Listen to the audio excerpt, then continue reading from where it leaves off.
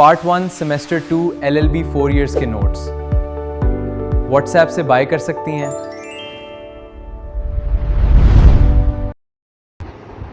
ज़िना liable to हद। अगर आपको ये अलग से याद नहीं रखना तो मैंने हदन ताज़ीर की एक वीडियो लेंगे यहाँ टॉप पे लगा दिया है। आप अगर हदन ताज़ीर भी सिर्फ याद कर लेते हैं, उसी के अंदर ही ज़िना का एक छोटा सा पोर्शन मौजूद है, वो अगर उसी तरह लिख दें तो भी आपको मार्क्स मिल जाएंगे। लेकिन अगर आपको ज़्यादा अच्छे नंबर चाहिए पेपर में और उसमें ज़िना का एक कंप्लीट सेपरेट क्वेश्चन आ जाए तो फिर आप ये वाला आंसर भी लिखना चाहे तो लिख सकते हैं। अगर ये याद नहीं होता तो फिर आप हदन ताज़ीर वाला एज इट इज़ वैसे लिख दें। अब आपने सबसे पहले ज़िना का मतलब बताना है। आपने बताना है ज़िना का मतलब है सेक्सुअल इंटरकोर्स होना मर्द और औरत के बीच जो शादीशुदा ना हो। ऐसे लोगों पे जो है हद के अकॉर्डिंग पनिशमेंट लगाई जाएगी। इसमें हमने रेलेवेंट प्रोविजंस का जिक्र करना है कि यहाँ पे सेक्शन 2, सेक्शन 4, 5, 8, 9 एंड 17 का जिक्र करना है। फिर हमने डेफिनेशन देनी है एडल्ट। एडल्ट में मेल और औरत कौन होते हैं? जो भी मर्द जो 18 साल का हो और जिसकी जो प्यूबर्टी क्रॉस कर जाए वो मर्द होता है। प्यूबर्टी का मतलब है कि जो मर्दों में जिस्मानी चेंजेस आना, कि एक मर्द तब ही मर्द होता है जब उसके जिस्म पे मर्दों वाली चेंजेस हैं। जैसे कि एक बच्चा है, एक लड़का है, उसके चेहरे पे दाढ़ी नहीं निकली हुई क्योंकि अभी उसकी प्यूबर्टी नहीं क्रॉस हुई। कुछ लड़कों का क्या होता है, एज 18 तो हो जाती है लेकिन दाढ़ी निकलना स्टार्ट होती है उसकी 20 या 20 के बाद। ठीक है, इस लाइन का मतलब ये है कुछ मर्द जो 18 के भी हो जाते हैं लेकिन वो जिस्मानी तौर पे मर्द तब बनते हैं जब उनके जिस्म में चेंजेस आएँ, जैसे कि दाढ़ी निकले। बिल्कुल वैसे ही औरतों में भी उसी तरह की उनकी अपनी चेंजेस आती हैं। इसको कहते हैं प्यूबर्टी, जो 18 के बाद भी कभी हो जाती है, कभी 18 से पहले भी प्यूबर्टी आ सकती है। कुछ लड़कियों को 18 से यंग एज में भी वो माशाल्लाह मैच्योर जल्दी हो जाती हैं, वैसे ही मर्द। तो यही बात यहाँ पे आपने एडल्ट के बारे में बतानी है कि एडल्ट लड़का वो होता है जो 18 का हो या फिर वो प्यूबर्टी की एज तक पहुंच गया हो। सेम फीमेल्स के लिए भी आपने वही बात लिख देनी है। आमतौर पे फीमेल 18 से कम में ही प्यूबर्टी रीच कर लेती हैं, यानी कि उनकी एज 16 अगर हो ना, 16-17, तो वो उसी एज में ही प्यूबर्टी उनको स्टार्ट हो जाती है। अब हम बात करते हैं adult age is necessary for हद पनिशमेंट, कि एक पर्सन को हद के अकॉर्डिंग पनिशमेंट तब मिलेगी जब वो एडल्ट हो। ठीक है, तो यहाँ पे डेफिनेशन हम देख लेते हैं। A man and women commit ज़िना when they willingly have sexual intercourse without being married to each other, कि जो मर्द और औरत हैं उन्होंने रजामंदी के साथ मिल के सेक्सुअल इंटरकोर्स किया और वो एज में भी बड़े हों, एडल्ट हों और शादीशुदा ना हो, तभी इसको हम जो है ज़िना कहते हैं। अब हमारे पास आता है एसेंशियल एलिमेंट्स ऑफ ज़िना। एलिमेंट्स क्या होने चाहिए कि मर्द और औरत के बीच सेक्सुअल इंटरकोर्स हो, दोनों ने मिल के यानी कि विलिंगली एक दूसरे की रजामंदी के साथ ये सब किया हो और इनकी ये लोग शादीशुदा ना हो। अगर वो शादीशुदा हैं फिर तो वो ज़िना की कैटेगरी में बात नहीं आती, लेकिन अगर वो शादीशुदा नहीं है और वो जवान मर्द औरत हैं और अपनी मर्ज़ी से ये सब कर रहे हैं तो फिर ये ज़िना होता है क्योंकि इनकी शादी नहीं हुई। फिर आता है डेफिनेशन ऑफ ज़िना लायबल टू हद। इसमें हमने बताना है कि मर्द को सज़ा हद के अकॉर्डिंग तब मिलेगी जब वो एडल्ट होगा, ज़हनी तौर पर नॉर्मल। सेन का मतलब है पागल ना हो, ज़हनी तौर पर नॉर्मल हो, और उसने जिस लड़की के साथ या औरत के साथ ज़िना किया है, इंटरकोर्स किया है, वो उसकी बीवी ना हो। He knows is not married to her, और उसको अच्छे से पता हो कि ये औरत इसके साथ शादीशुदा नहीं है। ये सब होता है तभी उस मर्द को ज़िना की सज़ा मिलेगी। वैसे ही औरत के बारे में भी सेम बातें लिखी हैं कि वो एडल्ट हो, ज़हनी तौर पर नॉर्मल हो, उसको पता हो कि ये जो मर्द है जिसके साथ ज़िना किया जा रहा है ये उसका हस्बैंड नहीं है और उसको पता है कि उसका हस्बैंड नहीं। फिर आ गया था एसेंशियल एलिमेंट ऑफ ज़िना लायबल टू हद।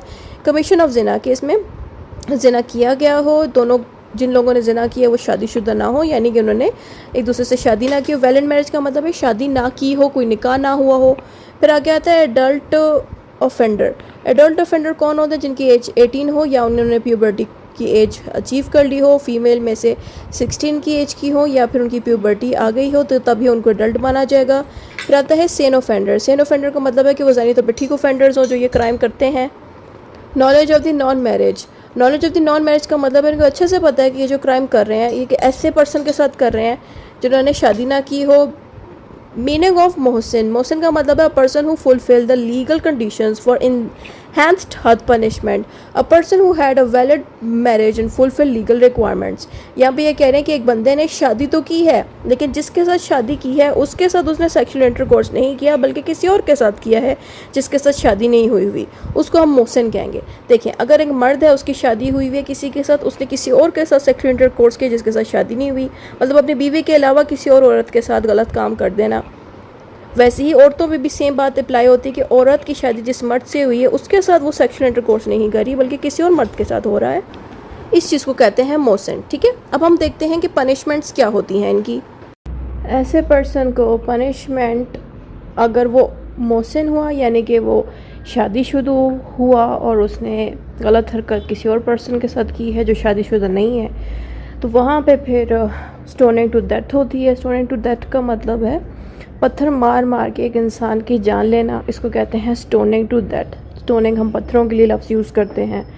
फिर आता है if offender is not Mohsin. Mohsin का मतलब ये है कि वो शादीशुदा ना हो, फिर उसने ये चीज़ की हो किसी के साथ, तो फिर उसको 100 दफ़ा लैशेस पब्लिक में मिलेंगे। लैशेस का मतलब है कि 100 दफ़ा ऐसे पर्सन को कोड़े मारे जाएंगे। जैसे कि एक स्टिक होती है, उसके पीछे एक बहुत ही भारी रस्सी होती है जो एक पर्सन की बैक पे, कमर पे या बॉडी के किसी भी पार्ट पे मारी जाती ताकि उस पर्सन को पेन हो।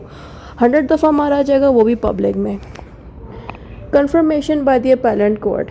हद की पनिशमेंट जो है can not be executed until confirm by the appellate court, कि अगर हद की पनिशमेंट आपको लगानी है तो अपैलेंट कोर्ट की तरफ से एक दफ़ा अप्रूवल आ जाए तो फिर आप लगा सकते हो। Before confirmation offender remains under the simple imprisonment, कि जब तक कंफर्मेशन नहीं आती यानी कि अप्रूवल नहीं आता, इजाज़त नहीं आती अपैलेंट कोर्ट से, तब तक वो जो पर्सन है जिसने ये गलत काम किए उसको जेल में रखा जाएगा। इम्प्रिजमेंट का मतलब है जेल में रखा जाएगा। प्रूफ ऑफ जिना लायबल टू हद, इसका मतलब यह है कि एक पर्सन खुद कन्फेस करे, बोले कि हाँ उसने ये गलत काम किए हैं।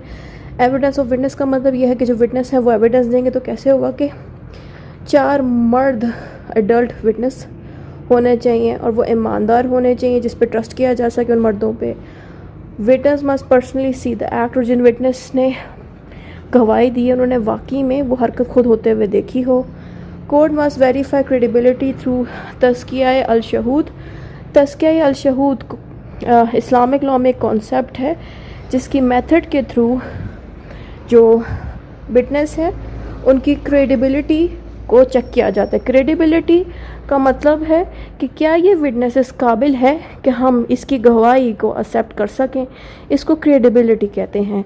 और इसका कॉन्सेप्ट इस्लामिक लॉ में तज़किया अल शहूद के नेम से मौजूद है। ठीक है, फिर आता है if accused is non Muslim, कि जिस पर्सन पे इल्ज़ामात लगे हैं वो नॉन मुस्लिम है तो क्या होना चाहिए। अगर नॉन मुस्लिम है, विटनेस में ऑल्सो भी है नॉन मुस्लिम, कि जो पर्सन इसके लिए गवाही दे, वो विटनेस जो गवाही देने के लिए है वो भी नॉन मुस्लिम होना चाहिए अगर वो नॉन मुस्लिम के लिए गवाही दे रहा है। मीनिंग ऑफ तज़किया अल शहूद, जो हमने ऊपर तज़किया अल शहूद के बारे में पढ़ा था उसका अब आपने मीनिंग बताना है। इसकी मीनिंग में लिखना है process by which the court checks whether the witness are honest, reliable, trustworthy. तज़किया अल शहूद एक मेथड है जिसमें कोर्ट के जजेस ये चेक करते हैं कि क्या ये विटनेस जो गवाही देने के लिए आ रहे हैं कोर्ट में, क्या ये ट्रस्ट के काबिल हैं कि हम इनकी विटनेस यानी कि गवाही को एक्सेप्ट कर सकते हैं। अच्छा, अब आते हैं रेलेवेंट केस लॉ। एक केस है जिसका रेफरेंस दिया गया है, pregnancy alone is not proof of जिना, कि औरत अगर प्रेग्नेंट है तो इसका मतलब ये नहीं है कि उसने जिना किया है। ये चीज़ हमें इस केस में बताएगी थी बात। ठीक है, तो अगर आपको प्रूफ करना है कि किसी पर्सन ने जिना किया है तो आपके पास 4 मेल विटनेस हों। फिर आता है केस वेयर हद शैल नॉट बी इन्फोर्स, किन केसेस पे हद नहीं लगती। Withdrawal of confession, if the offender withdraws the confession before punishment executed. Witness withdraws testimony if any witness change his statement and witness become less. अच्छा, यानी कि जिस बंदे पे इल्ज़ामात लगे हैं वो इल्ज़ामात उससे हट जाएं तो फिर वहाँ पे सज़ा नहीं लगेगी। और उसके अलावा सेकंड लाइन में ये लिखा है कि 4 बंदे चाहिए गवाही देने के लिए, अगर 4 पूरे नहीं हो पा रहे तो फिर वहाँ पे भी हद की पनिशमेंट नहीं लगेगी उस बंदे पे। फिर आता है modes of execution of stoning of death, section 17। Witnesses who testified began the stoning, यानी कि जिन विटनेसेस ने गवाही दी है उसके बाद उन बंदों पे जिन पे इल्ज़ाम लगे हैं ज़िना के, जब वो साबित हो जाएगी उन्होंने वाकई में ये गलत काम किया है ज़िना का, फिर उसके बाद डेथ ऑफ स्टोनिंग स्टार्ट हो जाएगी, यानी कि पत्थर मार के उनकी जान ले ली जाएगी उन लोगों की जिन्होंने ये गलत काम किए हैं।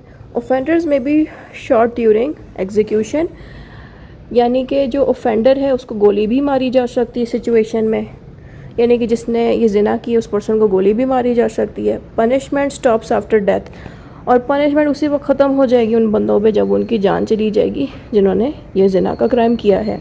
कंक्लूजन, जो भी आपने ऊपर पढ़ा है वही शॉर्ट करके आपको कंक्लूजन में दोबारा से लिख देना। इतना ही था इस वीडियो में। खुदा हाफिज़।